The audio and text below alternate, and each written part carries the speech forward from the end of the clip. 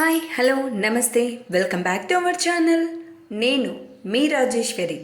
అందరూ ఎలా ఉన్నారు?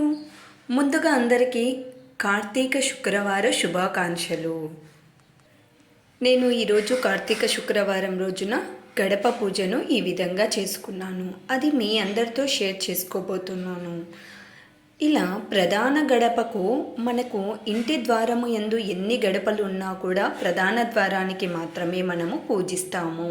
ఇలా మనం గడపను పూజించుకోవడం వలన, గడపకు పసుపు రాయడం వలన ఎలాంటి చీడ పురుగులు కానీ నెగిటివ్ ఎనర్జీ కానీ మన ఇంట్లోకి రాదని మన పెద్దవాళ్ళు అంటూ ఉంటారు. అలాగే ఇక్కడ ప్రతి శుక్రవారం నాడు ఇలా గడపను పసుపుతో రాసి కుంకుమ పసుపు అలంకరించి పూలతో అలంకరించుకొని ధూపదీప నైవేద్యం అంటే ఇలా ధూపంతో మనము గడపకు పూజ చేయటం వలన ఇంట్లోకి ఎటువంటి చెడు శక్తి కానీ చెడు వాసనలు కానీ రాకుండా ఉంటాయి.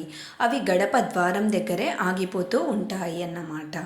అలాగే మనము ఇంటి ముందే ఎప్పుడు తులసి కోటని ఈ విధంగా పసుపుతో అలంకరించుకొని మనం పూజించుకోవటం వలన ఎటువంటి చెడపీడ అనేది ఇంటికి రాకుండా ఉంటుంది.